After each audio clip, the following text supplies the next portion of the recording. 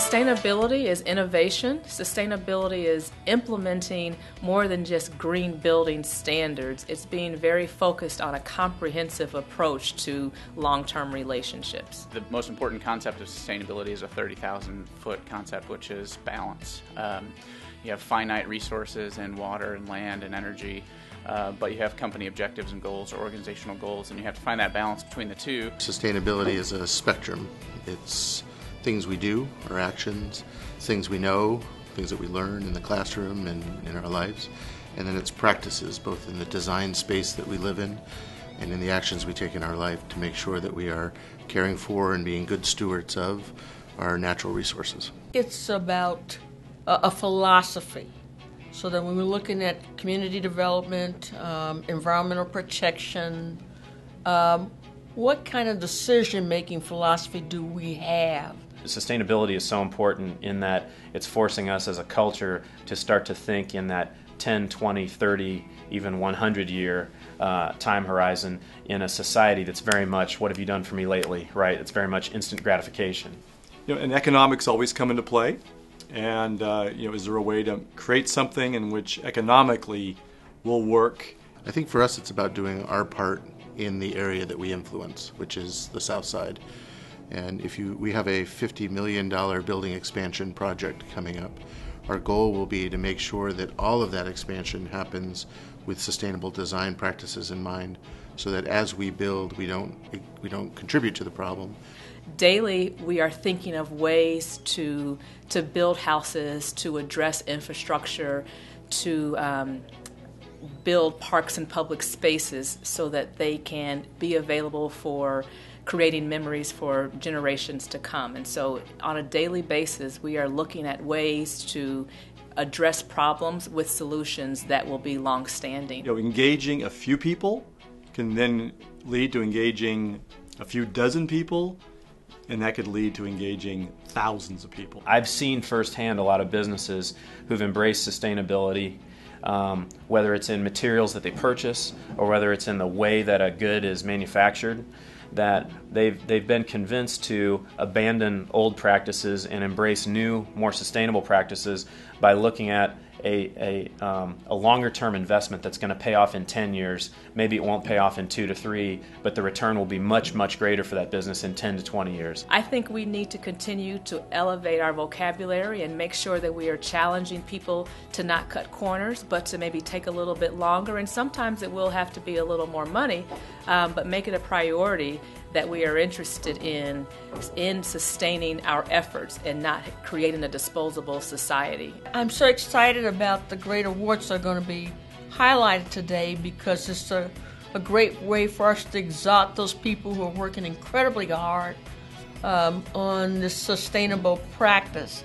And to see that change over the years to the point where our city really deeply cares about the environment, to the point where we have an Office of Sustainability, awards for sustainability, is really gratifying. And I've cared about this for a long time, but seeing that the community now engages and values this makes me even a better steward, a more thoughtful person around sustainability. Once again, welcome to the 2014 Indianapolis Sustainability Awards.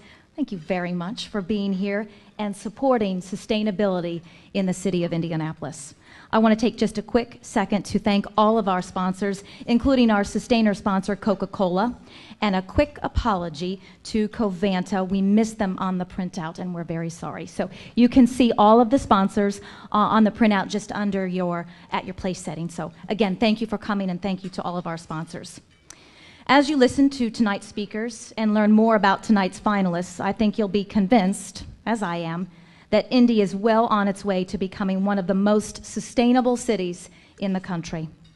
The focus of tonight is to recognize projects that are growing Indy's economy, protecting our environment, and strengthening our neighborhoods.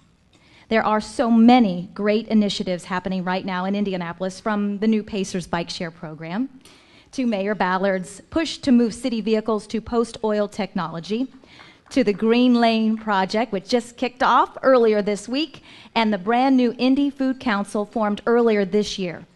Indy is without a doubt moving to the forefront when it comes to building a sustainable city. I'm glad to have the opportunity to introduce several speakers to you tonight that are leading the sustainability movement in Indiana. I'd like to welcome to the stage our first speaker, Lisa Mckinney. Lisa is representing the Mckinney Green Initiatives Fund.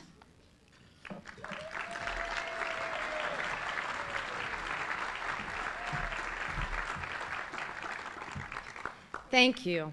I'm excited to speak to you on behalf of the Mckinney Green Initiatives Fund. The Mckinney family has been a partner in the Indianapolis Sustainability Awards since its inception in 2009. And over the last 5 years, it has been a very rewarding experience for us to watch this event grow and the recognition of this award. Our family's mission when we created the Green Initiatives Fund was to support our community's efforts to become more sustainable, to develop models for how to connect environmental stewardship to economic growth and social justice, and to build a legacy for future generations of Indy residents centered on a healthy environment, abundant opportunities, and a quality of life that is second to none. The partnership that we formed with Mayor Ballard, with Melody Park, and with the Office of Sustainability is something for which our family takes great pride. And it's something that we have a strong desire to grow. And with that in mind, I'm honored to be able to announce tonight that the support of the Mckinney Green Initiatives Fund, along with the funds raised through sponsorship, ticket sales from tonight's event, and a one-to-one match of private funds raised by the city's Department of Public Works, are going to launch the first ever Sustain Indy Fund granting program.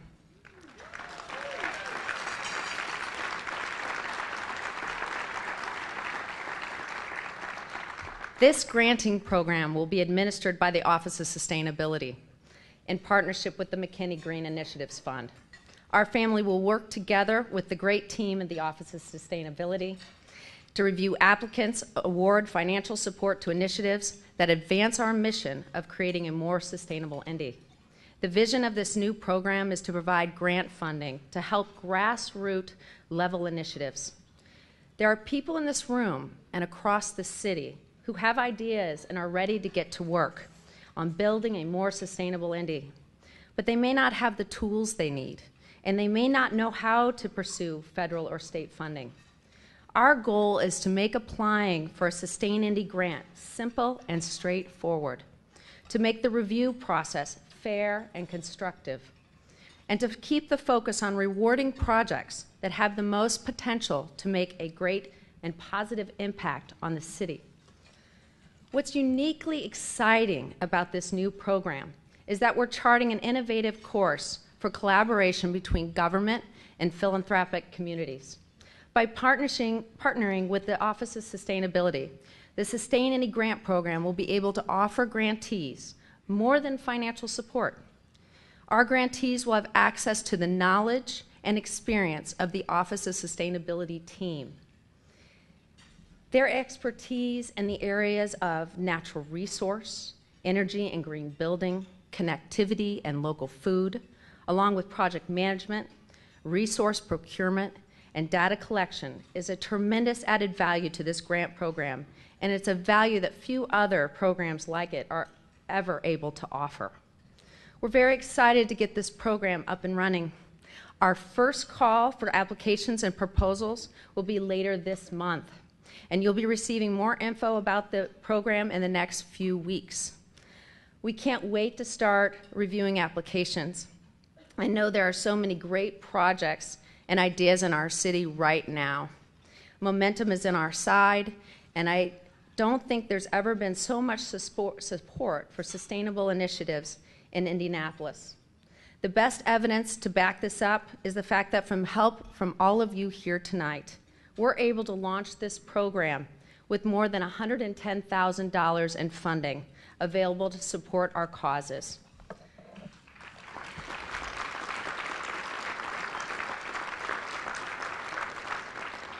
We feel this is truly remarkable, and it's possible because of all of you. The Mckinney family is excited to help make this program a reality, and we're humbled to have the support of all of you in helping build a more sustainable Indy. Thank you all very much, and please enjoy the rest of the evening.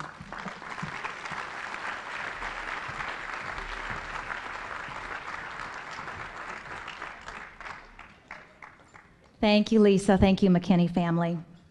Indy's Office of Sustainability is leading the way toward a more sustainable city by implementing sustainable best practices in city government and building public-private partnerships that can engage and empower our entire community.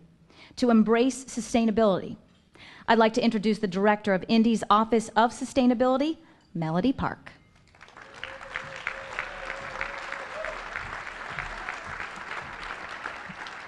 Thank you, Angela. Oh my, it is so different being up here versus down there. That's where I was last year, but my God. I wanted to thank all of you for coming out here tonight to support the sustainability in Indy. I'm overwhelmed.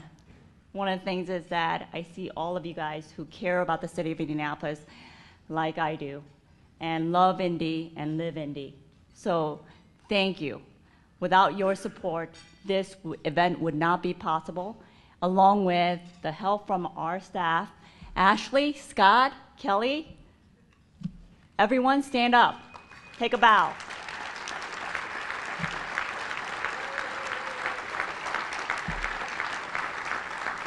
Trust me, without their creativity, this would not happen. I'm an engineer. I feel like I'm in the AA meeting. Hi, my name is Melody. I'm an engineer. I also want to thank the 50 applicants who took the time and consideration to apply for this year's award. The Office of Sustainability's focus in 2013 was defining what sustainability means now and in the future. We began by engaging in the STAR Community Framework, and if you were here last year, you heard about it. A first-of-its-kind program for tracking and measuring sustainability progress. We gathered the data to measure Indy's progress in becoming more sustainable in areas like climate and energy, natural environment, green building, smart growth, education, health and safety, and equity and empowerment. The major takeaway I want to share with you tonight is about the definition of sustainability is changing. The concept of sustainability is not just being green. When we think about sustainability, we may start with the idea about resource conservation, energy efficiency, and green infrastructure. But we have to expand our focus and include the ideas of strengthening our economy, fostering equal opportunity for all our residents. As I began to think about sustainability in this way, I found myself looking for a way to describe a new paradigm that I could easily apply to everyday life. The best way I can describe what sustainability means in Indy is to think of our city the same way you would a human being. Indy has a mind, a body, and a soul, just like you and me. Indy's mind, economic engine and workforce. Its body, natural and built environment. And its soul, social well-being. You and I visit the doctor from time to time for a checkup, and that's essentially what the STAR framework did for Indy. And considering Indy hasn't had a checkup for 184 years, I say it was long overdue. Indy's attracting business investment, unemployment is low, and our local economy continues to become diversified. In that sense, Indy's mind is sharp. But then there's more things that we can do. The key to Indy's economy's future are investing in early childhood education and expanding choices for K through 12, and making sure that Indy's high school and college graduates are prepared for the changing economy. Its body, we can improve the body of our city by enhancing natural and built environment. We have to develop ideas to how to make our neighborhoods vibrant and diverse. We can do that by increasing transit and making transportation costs affordable for all residents. Thankfully, Indy Connect Plan provides us that opportunity to make that impact in that area. In that same way, brand new Pacer's Bike Share program will be a major catalyst in promoting diverse mode of transportation that are both safe and low cost. And round of applause for that bike share program that launched this day. Additionally, Mayor Ballard's Rebuild Indy 2 plan invests more than $70 million in sidewalks, $45 million in our trails and bikeway, and $15 in Indy parks. Sorry. When we're talking about creating a vibrant neighborhoods, Rebuild Indy 2 would no doubt be a game changer. And moving forward, we are going to better understand and better leverage the impact of capital investment on property value, business development, and public safety. So let's get to the heart of it, the soul. Indy's soul is directly tied to the equity and empowerment of the people that call the city home. We need to ensure that Indy's community is inclusive and is a city that provides access opportunities for all people. The Office of Sustainability, along with the other agency, will work to develop an equity plan that evaluates our current conditions and establish targets to improve access and equitability. We will be conducting a community needs assessment to find out what services our residents need and how to best connect them with the resources available. Indy's future also depends on providing a broad range of arts, cultural resources, and activities that will further Indy's creative class. With that in mind, our office will develop a plan to protect, enhance, and expand Indy's art and cultural resources and identify ways to target and strengthen creative industries. Yay! The health of our city is only as strong as health of its people. We must continue to improve our local health system, strive to achieve positive health outcome for all Indy residents. The Marion County Health Department is taking a big step forward on this goal as they update their community health assessment and develop a new health improvement plan for Indy. We must ensure that our neighborhoods are strong and safe and resilient for years to come. We can accomplish this by expanding our dialogue with the residents so that we can better understand how safety is defined and perceived in our neighborhoods. By implementing programs like Your Life Matters initiative, we're making a progress. While I mentioned a lot of ideas that we're working on in the Office of Sustainability, we can't do it alone. The conversation is about sustainability is ongoing, and my hope is that you'll join us in that conversation and be engaged with us. And obviously, you guys are engaged because you guys are here tonight. The work we'll be doing this year and beyond is vital to ensuring that Indy continues to attract new residents, visitors, and events, that we continue to experience economic development and job growth, and that we build a model for what sustainable city looks like in the 21st century. And I sincerely thank you for attending this event.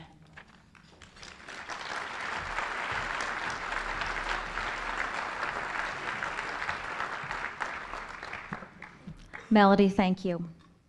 Transforming a city and creating a more sustainable future takes strong leadership. We're fortunate to have such leadership here in Indy. It's my pleasure to introduce the leader that created the Office of Sustainability and who took sustainability in Indy from something we talk about to something we do.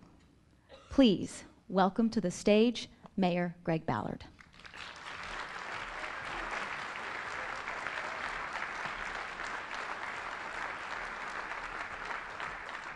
Well, good evening, everybody. Thank Angela for that, and I also want to thank the Office of Sustainability and all the DBW folks that are here tonight.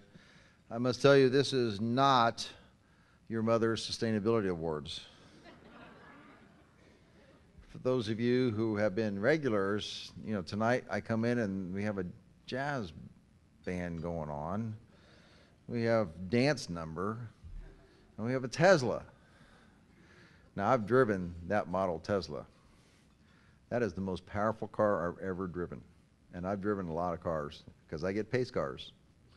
That is as fast and powerful and stable. When you punch it, and I did not do this in Indianapolis, I did this in Carmel, just so you know. Did this in Carmel. Didn't break any laws down here, might have up there, I'm not sure. But it's like a rocket ship taking off, and it's perfectly stable as you're doing it. It's a weird feeling. I mean, it just goes. So, great car. But I want to thank everybody for coming out tonight, the JW Marriott, obviously, once again.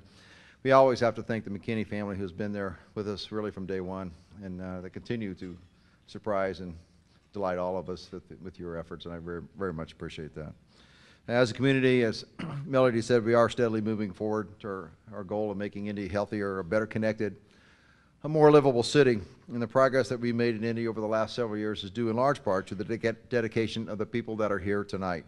And I want to thank you for your commitment to transforming Indianapolis into one of the country's most sustainable cities. But our work is not done. But tonight we have reason to celebrate our remarkable progress. As Melody shared with you a moment ago, we've come to define sustainability in Indy as the mind, body, and soul of our city. And I think that's a great way to paint that picture of what sustainability means.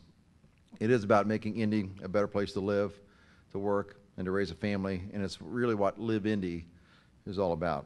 And for Indy to thrive in the decades ahead, we must continue to address the core principles of sustainability. We need to modernize our land use practices, from updating our zoning requirements to encouraging more green building and smart growth development. Indy Rezone and Plan 2020 are the framework around which we're building an Indy that will become an economic engine and a great place to live in the 21st century. And our growing connectivity will continue to be very important to all of us, as I'm sure you're quite aware. And we are building a better local food system. There are too many areas in our city where it's easier to get a pack of Marlboros and a beer than it is to get a head of lettuce or a fresh tomato. And that's not acceptable, and that demands action. And I'm proud to say that we've begun to act. That is part of the reason that the Food Council was started. And this commitment to better health through better food comes at a critical time in Indy, a time when too many of our kids are overweight or obese. And I would suggest looking for an announcement on that front very soon. We must have a continued commitment to conserving our natural resources and improving our natural environment. In Indy, we can all make a difference when it comes to improving our air and our water quality. We can achieve cleaner air by embracing clean energy, making it more convenient to walk and ride a bike in our city, encouraging cleaner, greener building and construction techniques, and simply raising awareness. And I'm proud to say that Indianapolis is setting an example for cities across the country on this issue with our upcoming Freedom Fleet. And be looking for those decals. Am I right, Jeremiah? They're out today. Looking for those decals on those cars. And by the end of this year, we will have replaced 100 city vehicles with either plug-in hybrids or electric vehicles. And we will replace more than 400 city vehicles with post-oil technology within the next 2 years. Indy is the first.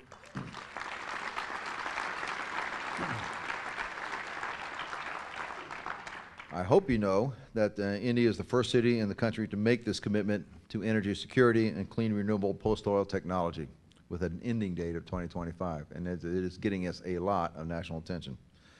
We can protect Indy's waterways by implementing more green infrastructure.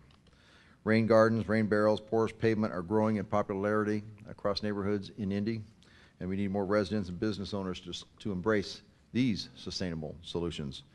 And our waterways, I'm sure you know, have for too long been misused and devalued as an asset to our city. I would suggest there are waterways in the city that you don't know exist because you can't see them.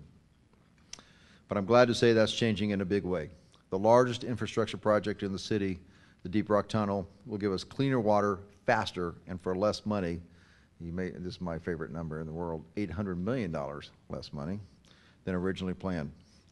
Indy is ready to reconnect with its waterways, and appropriately, reconnecting to our waterways is leading that charge. That is another initiative by Brian Payne, who you saw on the video. The innovative collective impact concept of ROW is helping people to recognize the potential of local waterways to create unique and highly desirable places to live and inspiring people to connect with their neighbors. So Indy is evolving, and the concept of sustainability is evolving at the same time. And as we move forward, we will continue to improve Indy in ways that people can feel, they can touch, they can understand, and they can measure. Many efforts to sustain Indy are well established. Some are just getting started, though. Others haven't even been envisioned yet.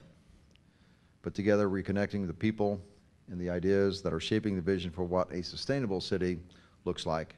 And we are creating a better place to live, a place where people will be able to live Indy for generations to come. Good luck to all the finalists tonight. thank all of you for coming out tonight. This is a great turnout. Thank you so much for supporting these efforts. Take care, everybody.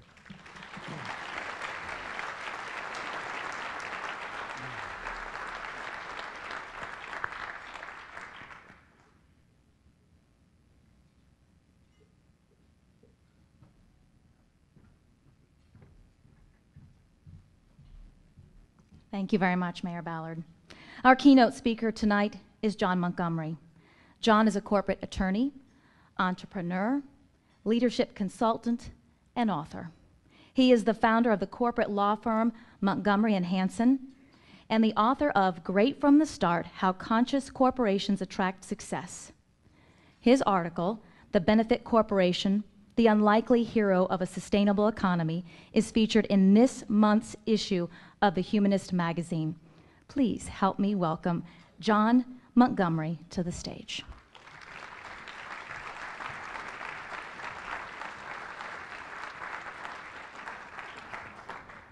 Thank you, Angela.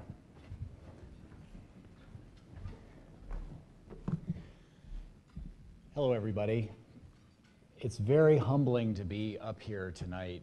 You know, I'm supposed to be the keynote speaker, but to be honest with you, I've learned a lot in the 24 hours that I've been in Indianapolis about sustainability.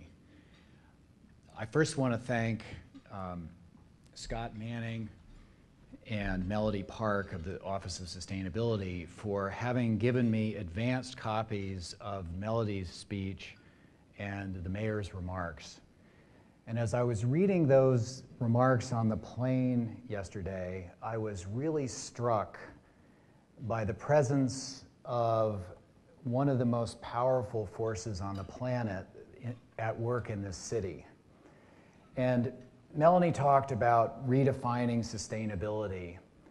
And what I sensed was in between the words and the sentences in the mayor and Melody's remarks was a great love for Indianapolis and a great love for the built environment, the natural environment, and probably most important of all, the people. And my sense is that sustainability is really the cover story. You know, the mayor just talked about what does sustainability look like?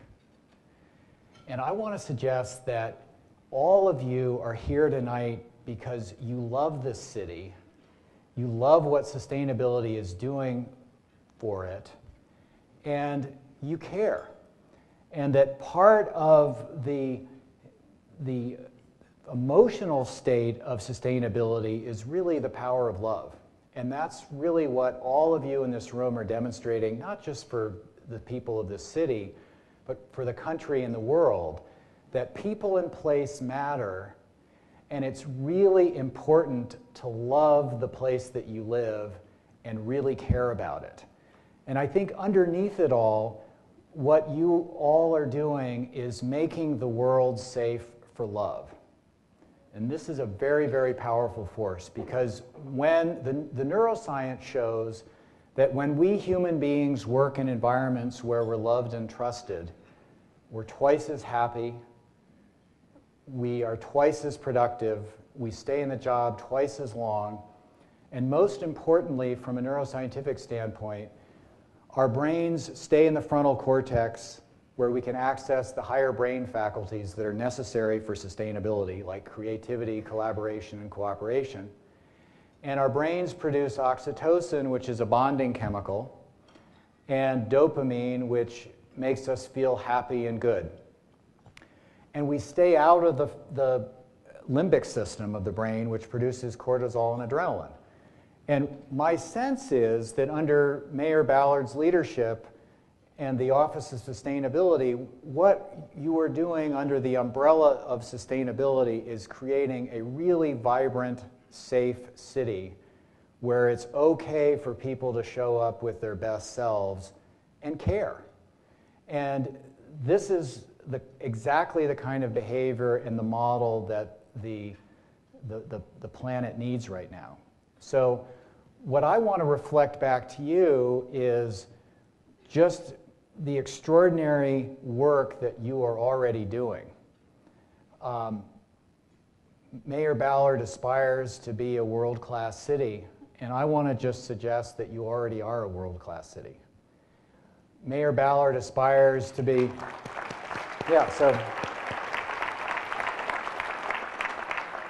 Mayor Ballard aspires to be one of the leaders of sustainability in cities in the United States, and I'd like to challenge you all to think big and dare to be a thought leader for cities around the planet. You know, 71 of the 79 cities in China have air pollution that's so bad that expatriates are beginning to send their spouses and children home because the air is so bad. So the world desperately needs a blueprint for how we organize ourselves in a city-state. And you guys are doing it. I don't have much to teach you. I just want to reflect to you what a magnificent job you're already doing and how inspiring it is for me to come and see the multidisciplinary approach that you are taking to create a sustainable city. It's really, really exciting. So thank you very much for everything that you're doing. I'd like to give you guys a round of applause.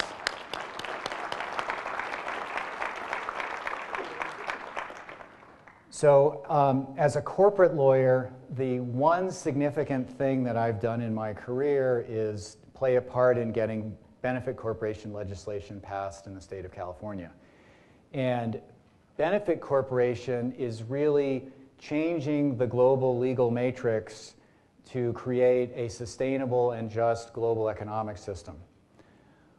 One of the professors that led the Sustainable Companies project in Europe, Beate Schaffield, identified that the single biggest impediment to a sustainable global economic system is Milton Friedman's maxim that the corporation exists solely to maximize profit for shareholders. Because the codicil to that maxim is that it's morally acceptable to externalize as many of the negative consequences of corporate behavior on society and the environment as is legally permissible. And we have corporate leaders around the world who are big fans of corporate social responsibility, but unfortunately the legal codes and legal documents and this belief tends to default corporations to a sole focus on maximizing profits without paying attention to the negative consequences of behavior. The second biggest impediment to creating a sustainable global economic system are people like me, lawyers. We have drunk the Kool-Aid and we believe that the corporation exists solely to maximize profit for shareholders. And we've completely bought into that without really asking the fundamental philosophical question, which is what should the rights and moral responsibilities of corporations be? Well, I'm very pleased to report that the Benefit Corporation is the first corporation, the first corporate form that actually has the legal architecture for a social and environmental conscience. And this corporate form is going to be, I think, the driver of the sustainable global economic system because it endows the corporation with a social and environmental conscience. So for example, in California, a benefit corporation, in addition to optimizing profits for shareholders as usual, must provide a material positive impact on society and the environment from its operations taken as a whole. This is a big deal. The fiduciary duties of the corporation, of the directors of the corporation, change from being solely flowing to shareholders to flowing to all of the company's stakeholders. And what this does is it makes the corporation prone to altruistic behavior rather than sociopathic behavior. And what's exciting is that this is a voluntary opt-in provision of most corporate codes. It's not being forced upon anybody. 23 American states have adopted benefit corporations, along with the District of Columbia, the province of British Columbia, and the form is going global. People in countries in Europe are looking at adopting similar forms as our countries in South America. So this form is going global. And what I want to suggest is that, just to backtrack a little bit, what are the key, I'm going to make all of you experts in the benefit corporation. Essentially, there are three key components. One is that the corporation has a public purpose. The second is that there's a measure of accountability. The corporation measures its provision of a material positive impact on society and the environment against a third-party standard. And the third element is transparency. It reports the progress towards providing that material positive impact on society and the environment to its shareholders and the public annually. So that's the essence of the benefit corporation. And what I want to suggest is that Indianapolis is really modeling a benefit city. Like the benefit corporation, Indianapolis has a much higher purpose than just providing the usual plethora of city services. You know, the mayor and the director of sustainability talked about the city's aspirations to be a global leader in sustainability. And that's a really heroic purpose.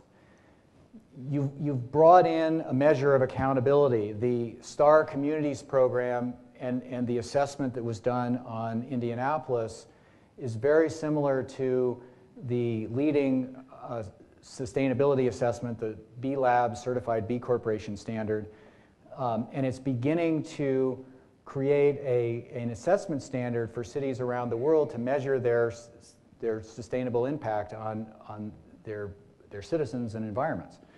Very, very exciting. And you've also got a high measure of transparency because you're sharing that report with the citizens in the city. And you also have a number of initiatives where you're showing your commitment to food justice and access to transportation and education and continuing job education for adults. I mean, it's amazing what you all are doing. And you recognize the interdisciplinary nature of sustainability. So I think, you know, I want to really encourage Indianapolis to think big, because what you're doing is truly extraordinary. And we all tend, when we're in the middle of something, to forget to see the forest through the trees. We're so focused on doing the hard work of sustainability and implementing it that we tend to not realize just what a big impact our efforts can have on the nation and the world. And as you folks are rolling out the sustainability programs in the city, really give some thought to what you're doing and recording it as a blueprint for the planet, because we need sustainable cities everywhere, not just in Indianapolis. So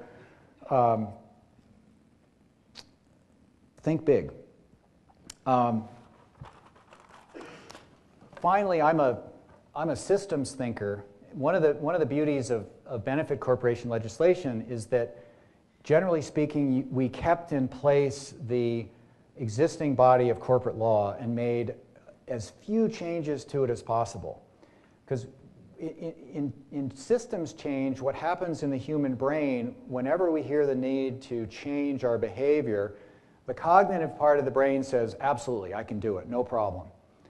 But the subconscious part of the brain that's ruled by the autonomous nervous system interprets the need to change as a threat. And it produces a massive amount of cortisol and adrenaline, which creates resistance.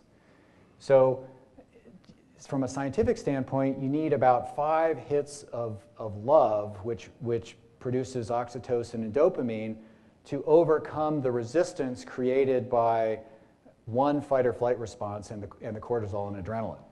So,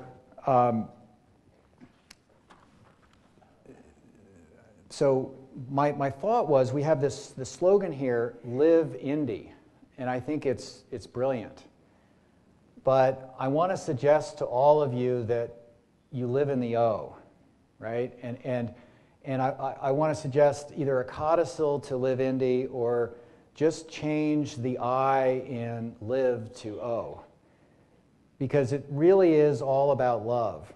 And loving this city, loving each other, is what is going to power the hard work that creating a truly sustainable city that really is a showcase and model for the rest of the world. So God bless Indiana, God bless the Hoosiers, and thank you so much for letting me talk to you tonight.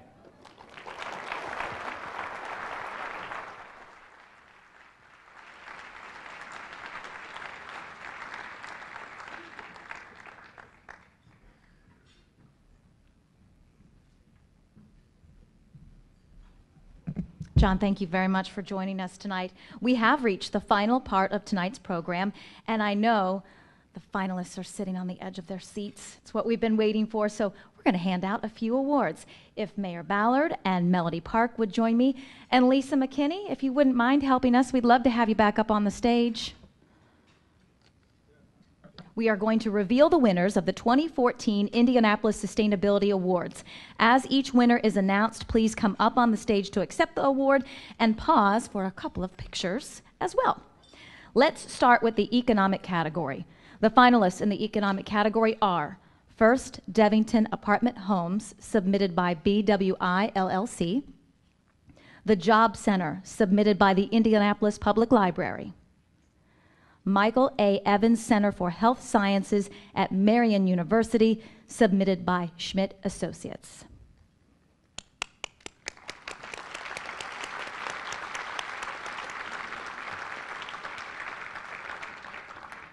And the winner of the 2014 Indianapolis Sustainability Award in the economic category is First Devington Apartment Homes, submitted by BWI LLC.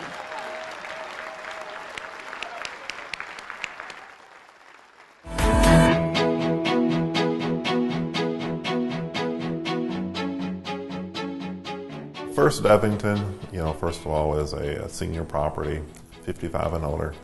We have 48 units here, and so some of the sustainable features of this project, we have solar panels, a 10 kilowatt solar panel system. All of our common areas are LED lighting, so it saves on a lot of energy here for the owner. But also, we're Gold LEED certified, and so there's a lot of savings for each of our tenants on their utility bills as well. A lot of really cool amenities on the exterior with a retaining pond. There is a lot of other native species as well surrounding the pond and the walking area. If you're going to have a lasting impact on sustainability, it's extremely important to make sure that the residents are engaged. They understand some simple things that they do that can save energy there as well. So we also invited the local high schools in this area, John Marshall in particular, to come and visit the site while it's under construction and share with them some of the sustainability and design concepts that we've incorporated into this building to also shape, our future, engineers and landscape designers and construction workers. 48 happy families here within First Devington, and just a great community. The Devington community and the Neighborhood Association has been really, really great to work with.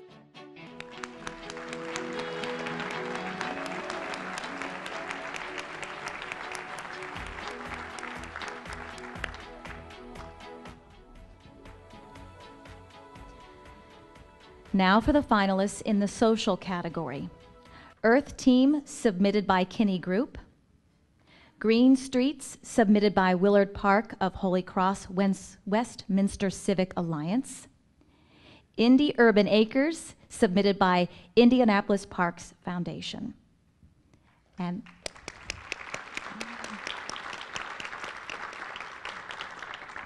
And the winner of the 2014 Indianapolis Sustainability Award in the social category is Indy Urban Acres, submitted by the Indianapolis Parks Foundation.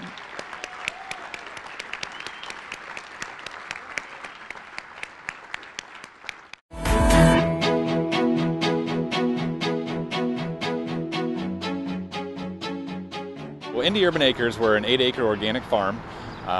The gist is 100% of the produce goes to area food pantries. The reason being we're trying to attack the diabetes rates, the obesity rates that are going through the roof. We think getting healthy produce into the food pantries, we'll see those trends start to decline. But another major part of what we do is education. This year we'll have about 4,000 kids will come through the farm.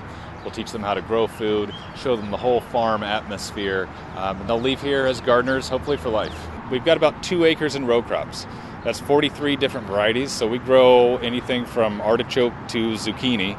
We also have a 3,000 square foot greenhouse, so we're producing food for the food pantry all year long. So Indy Urban Acres has started with a grant from IU Health. It's a partnership between Indy Parks Foundation, IU Health, the Glick Family Foundation, and Gleaner's Food Bank. This area here was 3 years ago nothing, maybe some illegal dumping, just some overgrown weeds, and we've kind of transformed it into a city park. It's a safe place for kids in the neighborhood to come play and learn.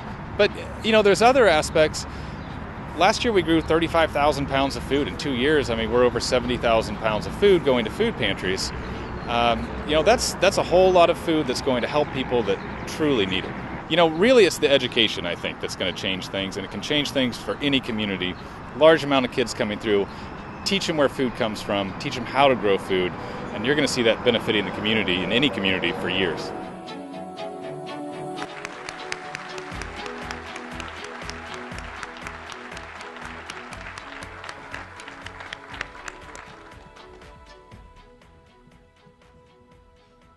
It's now time for the finalists in the environmental category. Farm Co-op, submitted by Distalreth Farms. Devington Bus Stop Redesign, submitted by Keep Indianapolis Beautiful Incorporated and Devington Communities Association. Institute for Green and Sustainable Science, IGSS, Summer Program 2013, submitted by Marion University.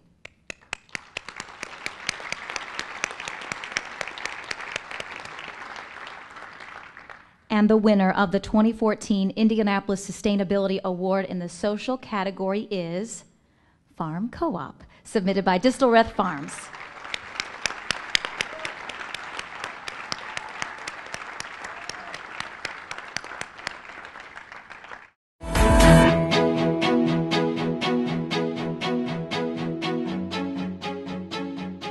This farm is operating right now as a co-op, which means we bring in community members and they essentially help us operate the farm almost entirely on Saturdays, and in exchange for that they get paid in product. So they either take a discount on meat and eggs, or they get a straight up exchange for produce. We also bring student groups out, as is going on today, and just kind of show them, give them a little bit of an experience of what an operating farm looks like. We have poultry or chicken, we have eggs, we have pork. Occasionally we have beef. As far as produce goes, your standards: spinach, lettuce, beets, turnips, tomatoes, peppers, all that kind of good stuff. We want critical thinkers. We want engaged citizens. We want individuals who understand how money works in the community, why it's necessary, how agriculture works in the community, how education, how community interaction. I think it runs the gamut. I really think it runs the gamut. I'm not just talking about growing food. I'm talking about using technology to do the research and see what else is going on out there. I'm talking about using poetry and art to describe and demonstrate the subjective perspective of all of this. I'm talking about the communication skills and the critical thinking. All of that can be done with this common cohesive backbone, which is putting food on your plate and putting a roof over your head. We're learning a lot as we go. It's a daily dose of humility for sure. But we're trying to perfect this model and turn it into something that's replicable and something that other farms can operate with.